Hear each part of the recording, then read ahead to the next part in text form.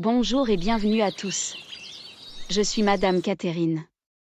Nous avons aujourd'hui une discussion très pertinente qui nous attend, qui concerne non seulement notre présent, mais aussi notre avenir. Dans un monde où le progrès technique est à la pointe du développement économique et social, il est crucial de comprendre comment il fonctionne et comment il affecte notre société. Pour nous guider dans cette exploration, nous avons avec nous deux experts éminents, M. Tunkara et M. Maïga. Ensemble, nous allons discuter de l'essence du progrès technique, de ses différentes formes, de son impact sur l'organisation du travail et de son rôle dans le développement durable. Alors, sans plus tarder, entrons dans le vif du sujet.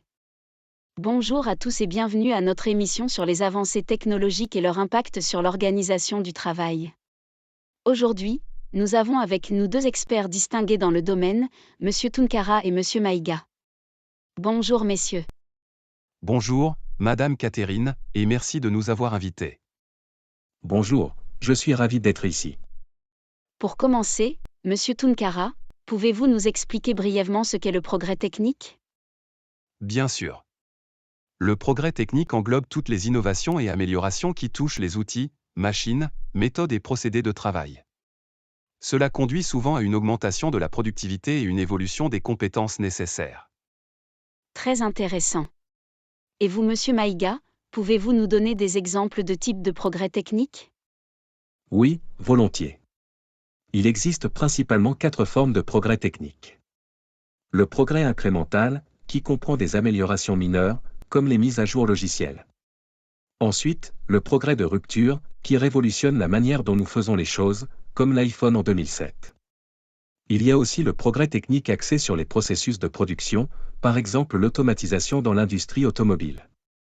Enfin, nous avons le progrès technique dans les produits, comme le développement de nouveaux médicaments grâce aux biotechnologies. Merci. Monsieur Tunkara, comment le progrès technique affecte-t-il l'organisation du travail ? C'est un excellent point. Le progrès technique peut nécessiter de nouvelles compétences. Par exemple, l'automatisation des chaînes de montage dans les années 1960 a réduit le nombre d'emplois manuels, mais a créé des emplois en programmation et maintenance de robots. Il est donc essentiel que les travailleurs soient formés en conséquence pour s'adapter à ces changements. Monsieur Maïga, peut-on dire que le progrès technique contribue également au développement durable ? Absolument, Madame Catherine. Par exemple, le développement de sources d'énergie renouvelables, comme l'énergie solaire et éolienne, illustre comment le progrès technique peut réduire les émissions de carbone et contribuer à lutter contre le changement climatique. Pour conclure cette étape, Monsieur Tunkara, quels conseils donneriez-vous aux organisations pour gérer efficacement le progrès technique ? Les organisations doivent être proactives. Cela signifie anticiper les changements, investir dans la formation des employés, et considérer les impacts sur la société et l'environnement.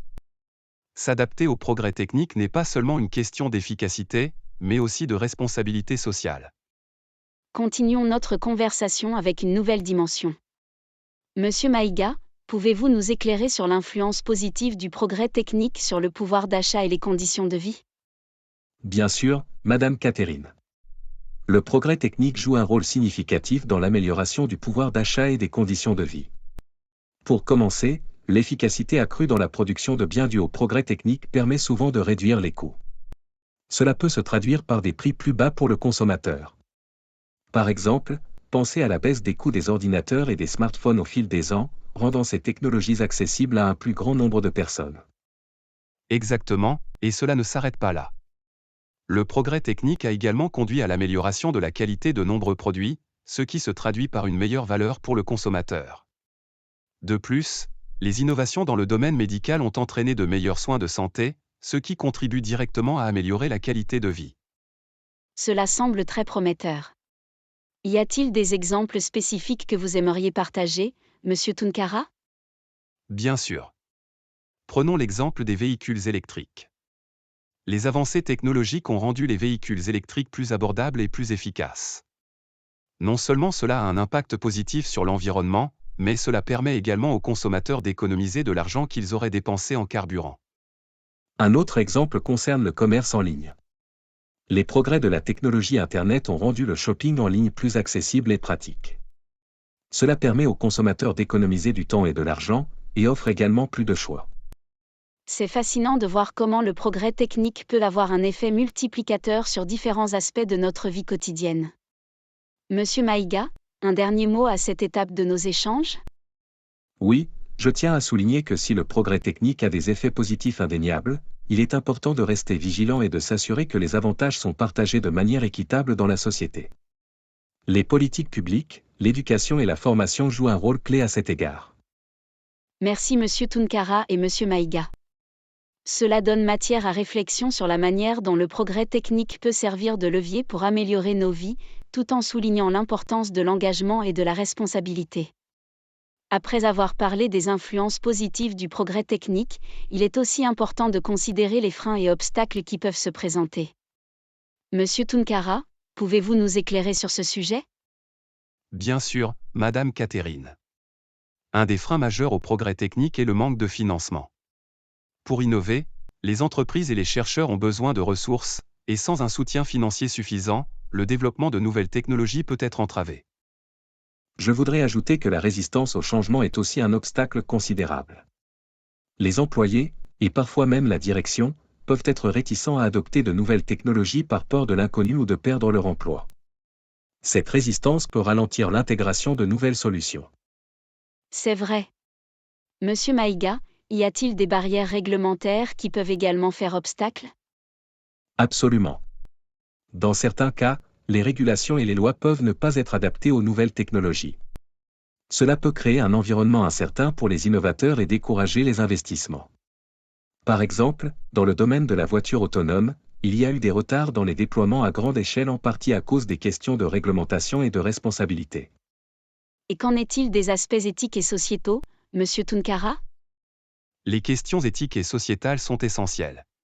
Le progrès technique peut parfois soulever des dilemmes éthiques, notamment en matière de vie privée, de sécurité des données ou d'impact social. Prenons l'intelligence artificielle dans le recrutement, par exemple. Son utilisation peut accélérer les processus, mais il est crucial de s'assurer qu'elle n'introduit pas de biais ou de discrimination. Merci, messieurs, pour ces précieuses informations. Il est clair que le progrès technique, bien que porteur de nombreux avantages, est aussi confronté à des défis qu'il est important de reconnaître et de gérer de manière responsable. Tout à fait d'accord. Merci de soulever ces points importants. Cela clôture notre discussion sur cette facette du progrès technique. Merci beaucoup, Monsieur Tunkara et Monsieur Maïga, d'avoir partagé vos connaissances aujourd'hui. Merci de nous avoir reçus. En conclusion, notre discussion nous a permis d'explorer les diverses facettes du progrès technique, notamment son impact sur l'organisation du travail, l'environnement, le pouvoir d'achat et les conditions de vie. Il est essentiel que les organisations adoptent une approche proactive et responsable face à ces évolutions. Un grand merci à Monsieur Tunkara et Monsieur Maïga pour leur expertise, et à vous, chers téléspectateurs, pour votre présence. Restez à l'écoute pour d'autres discussions captivantes sous la supervision de Monsieur Camara. Au revoir.